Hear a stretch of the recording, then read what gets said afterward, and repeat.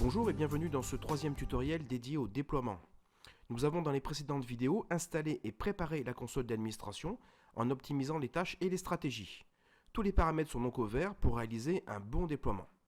La console d'administration Kaspersky réalise par défaut un certain nombre de sondages sur le réseau afin d'inventorier les machines susceptibles d'être protégées par Kaspersky. Rendez-vous pour cela dans Ordinateur non défini. Trois types de technologies sont essentiellement utilisées. Sondage de réseau Windows, sondage Active Directory consistant à récupérer les informations qui se trouvent dans l'annuaire Active Directory, et enfin sondage des plages d'adresse IP. Notez que ces sondages sont réalisés de façon périodique, de manière à détecter à n'importe quel moment de nouvelles machines sur le réseau. Il vous est évidemment possible de désactiver ce sondage permanent ou d'augmenter son intervalle. Ici, par exemple, nous avons détecté dans le domaine ABC un certain nombre de machines. Deux solutions s'offrent à vous. Dans le cadre de réseaux de petite taille, vous pouvez tout simplement glisser et déplacer les machines découvertes dans les ordinateurs administrés Kaspersky. Ici, par exemple, nous allons glisser la machine desktop dans le groupe administré Workstation. Dans le cas de parcs relativement importants, il vous est tout à fait possible de créer des règles de déplacement automatique. Ainsi, sur des critères spécifiques, des machines seront déplacées dans les groupes de vos choix. Nous allons par exemple ici créer une règle qui va déplacer les machines dans le groupe Workstation. Comme vous allez le voir, les critères de déplacement sont très nombreux.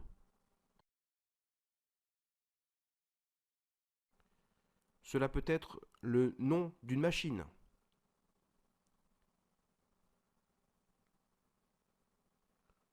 Cela peut être également l'appartenance à une plage d'adresse IP.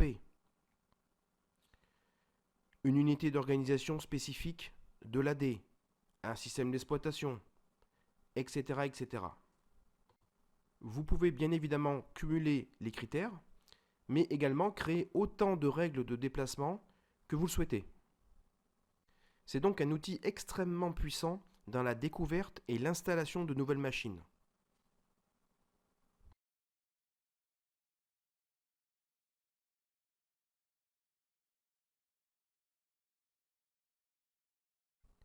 Concernant le déploiement à proprement parler, nous vous conseillons, s'il existe déjà un antivirus sur place, de travailler en 3 étapes. La première étape consiste à déployer l'agent de communication Kaspersky. C'est un allié précieux pour toute la phase de déploiement. Il va ainsi, par exemple, nous renseigner sur les logiciels installés. Nous allons donc cliquer sur Créer une tâche et nous laisser guider par l'assistant. Il s'agit d'une tâche administrative d'installation à distance d'une application. Choisissez ensuite le package agent, ici dans sa version 10, et spécifiez que l'installation se fera via les outils Microsoft, puisque l'agent n'est pas encore installé. Vérifiez donc bien que les partages administratifs soient actifs. Le redémarrage n'est évidemment pas nécessaire. Et enfin, précisez le compte administrateur du domaine ou administrateur local qui vous permettra d'installer l'agent avec le compte système.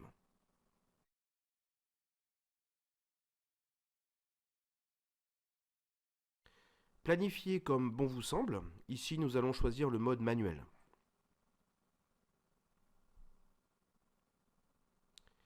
Il ne nous reste plus qu'à cliquer sur le bouton Démarrer et à attendre la fin de l'installation qui va se réaliser très rapidement. Il est à noter que ce package fait une dizaine de mégas. C'est donc très rapide à déployer sur l'ensemble d'un parc.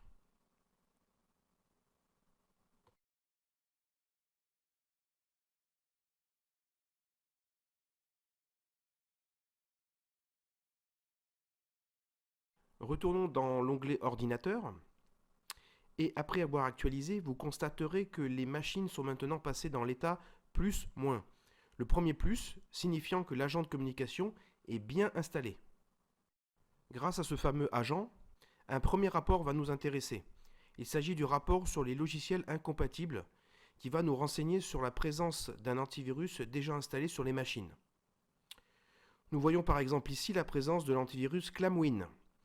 Veuillez noter que l'agent de communication est capable de détecter près d'un millier de versions différentes d'antivirus.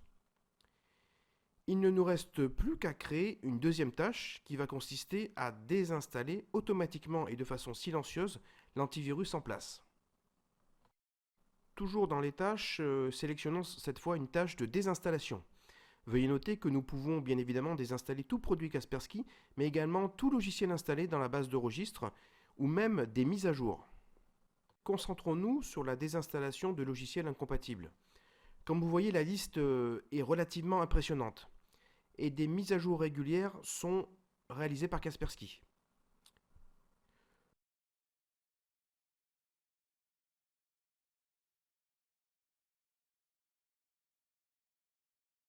Notez que vous pouvez choisir plusieurs scripts dans une seule tâche, bien évidemment.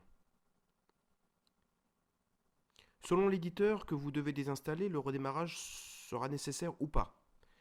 Bien sûr, testez sur quelques machines avant de pousser la tâche sur l'ensemble du parc. Veuillez noter que j'ai choisi le démarrage immédiat de la tâche, mais que j'aurais pu enchaîner cette tâche avec la tâche d'installation de Kaspersky Endpoint Security 10. Comme nous le voyons ici, la tâche est prête à être appliquée sur deux ordinateurs.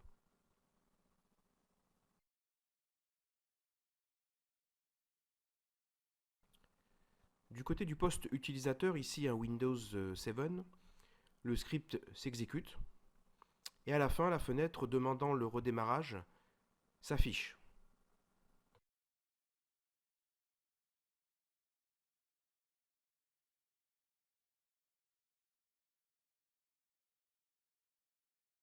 Côté console d'administration, vous pouvez bien sûr suivre la désinstallation en temps réel, en mode détaillé comme ici, ou sous forme graphique avec le camembert qui change sous vos yeux de couleur. Comme vous le voyez, ici la désinstallation est terminée, avec succès. La console attend le reboot et dès que le redémarrage est terminé, tout passe en vert. Avant de se lancer dans la troisième et dernière étape, à savoir l'installation du client de sécurité Kaspersky, veuillez noter qu'il est tout à fait possible de choisir avant le déploiement les modules qui seront installés ou non sur les ordinateurs de votre réseau. Rendez-vous pour cela dans le dossier paquet d'installation et éditez les propriétés de Kaspersky Endpoint Security 10. Cela peut s'avérer par exemple très pratique si vous devez installer le logiciel sur des machines relativement anciennes. De plus, dans cette nouvelle version, si vous décidez de rajouter des modules complémentaires plus tard, il ne sera pas nécessaire de réinstaller tout le logiciel puisqu'il existe maintenant une tâche de modification de modules installés.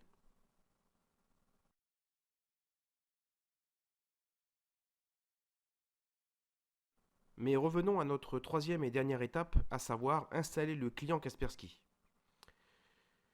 Cliquons sur une fonction que nous connaissons déjà, c'est-à-dire la création d'une tâche via l'assistant. Nous allons la nommer 3 installation de KES 10.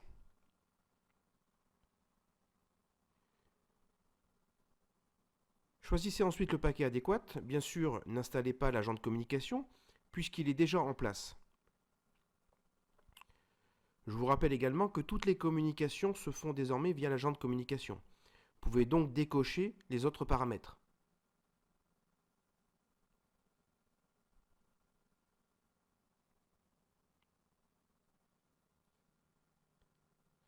Pour information, le redémarrage n'est pas nécessaire. Il n'est non plus pas nécessaire de rentrer un compte utilisateur car l'agent est déjà installé et s'occupe de tout. Planifiez selon vos besoins et terminez l'assistant. Comme d'habitude, vous pouvez suivre en temps réel l'installation du logiciel. Pour des raisons pratiques évidentes, j'ai accéléré ce processus.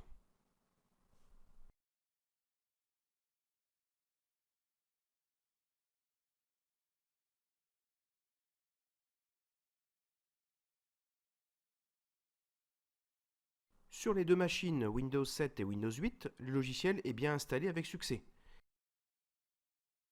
Il ne me reste plus qu'à vous remercier d'avoir suivi ce tutoriel et rendez-vous dans le quatrième et dernier guide de démarrage initial.